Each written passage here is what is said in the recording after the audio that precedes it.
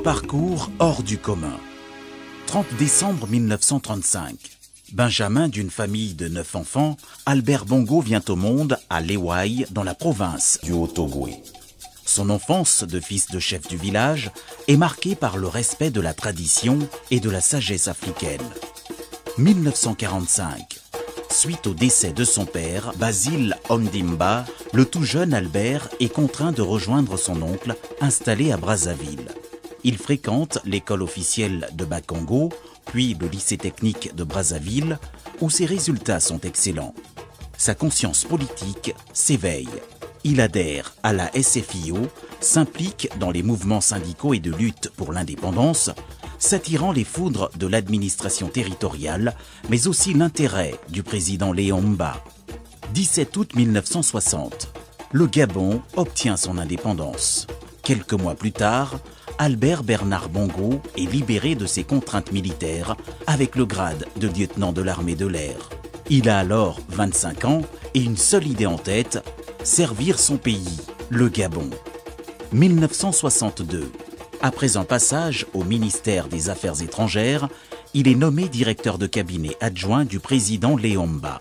L'ascension est fulgurante. Sa puissance de travail, son audace et sa loyauté lui valent d'être nommé directeur de cabinet dans la même année. Albert Bernard Bongo est désormais le bras droit du président Léon Mba. Février 1964, un coup d'État éclate. Léon Mba et Albert Bernard Bongo sont arrêtés. Les putschistes sont balayés en 48 heures avec l'aide de l'armée française. Le jeune Bongo fait preuve d'un courage et d'un calme étonnant. Février-mars 1967, l'histoire s'accélère. En vue des élections du mois de mars, c'est fort logiquement que Léon Mba choisit comme vice-président de la République son fidèle lieutenant. Les deux hommes se présentent ensemble au suffrage universel. Mais le président Léon Mba, malade, doit être soigné à Paris. Albert Bernard Bongo mène donc campagne seul, une campagne brillante couronnée de succès. La liste Mba-Bongo est plébiscitée et le 12 avril 1967, les deux hommes prêtent serment à Paris. Le mardi 28 novembre 1967, Léon Mba s'éteint dans la capitale française. Conformément à la nouvelle constitution, Albert Bernard Bongo lui succède et devient à 32 ans le plus jeune chef d'État du monde. Le 12 mars 1968, le président Bongo crée le PDG, Parti démocratique gabonais, ralliant à sa cause plusieurs formations politiques dissidentes. Les Gabonais adhèrent massivement au nouveau parti, synonyme d'union sacrée. 25 février 1973. Le président Bongo est élu par le peuple gabonais lors des élections anticipées. Il sera réélu en 1979 et 1987. Je ne peux que vous dire merci et vous féliciter de tout ce que vous avez fait. 1990. Avec beaucoup de discernement, Omar Bongo décide de faire entrer le Gabon dans l'ère du multipartisme. Le 13 septembre, les élections législatives voient s'affronter 553 candidats et 35 partis. 1991. L'Assemblée nationale adopte une nouvelle constitution qui institue un régime semi-présidentiel. Du 5 au 27 septembre 1994, une table ronde avec toutes les formations politiques débouche sur les accords de Paris. Une coalition gouvernementale élargie voit le jour au nom de l'unité du Gabon. 1998. Dernière réélection du président Bongo. Aujourd'hui, l'un des doyens des dirigeants africains soumet de nouveau sa candidature au suffrage du peuple pour défendre ses valeurs et poursuivre l'œuvre commencée il y a 35 ans. Progrès et développement, l'œuvre du bâtisseur. Dès son accession au pouvoir, le président Bongo met toute son énergie dans la construction d'un État moderne. De vastes chantiers sont entrepris. Objectif, doter le Gabon d'infrastructures d'envergure internationale. Le Transgabonais reste la plus symbolique de ses réalisations. En effet, si cette liaison ferroviaire de 500 km permet l'acheminement des richesses agricoles et minières entre Libreville et Franceville, elle représente aussi un trait d'union essentiel entre les populations du pays. 1986.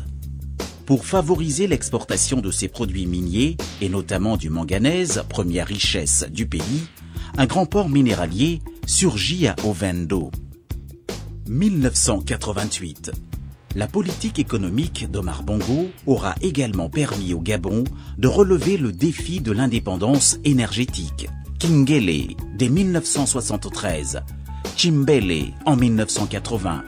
La mise en place de centrales électriques change la donne. Le Gabon de Bongo tire parti de ses formidables ressources hydrographiques. Le président œuvre aussi pour une agriculture innovante et dynamique. Il initie un important programme agro-industriel pour la production de caoutchouc. Commencée en 1976, la construction du complexe d'Eveagab sera achevée en 1985. Omar Bongo s'attache ensuite à rendre les télécommunications possibles sur tout le territoire gabonais.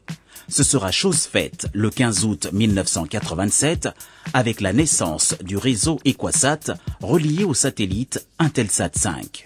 Et parce qu'un pays moderne est un pays ouvert sur le monde, depuis 2002, le Gabon possède sa connexion en haut débit avec l'Europe et plusieurs pays d'Afrique.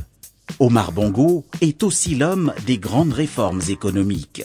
Réduction des dépenses publiques, diversification des ressources financières. Sa stratégie s'avère payante puisque le pays réussit à renverser les tendances économiques. Désormais, la croissance du secteur non pétrolier est supérieure à celle du secteur pétrolier. La volonté du président Bongo de donner aux Gabonais les moyens de leur plein épanouissement ne s'est jamais démentie.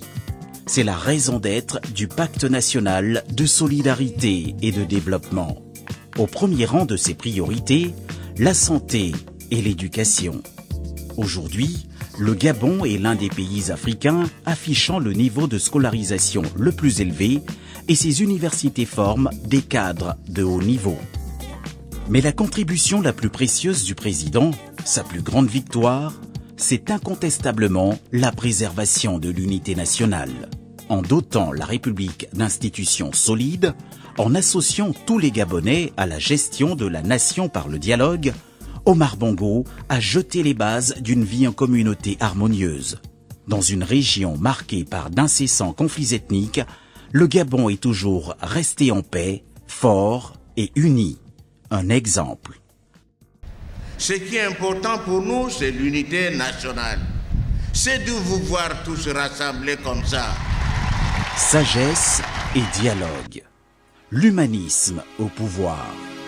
Homme d'action, homme de terrain, Omar Bongo est aussi et avant tout un homme de conviction. Conviction religieuse d'abord. Des convictions qui le poussent à se convertir à l'islam en 1973, devenant El Hadj Omar Bongo.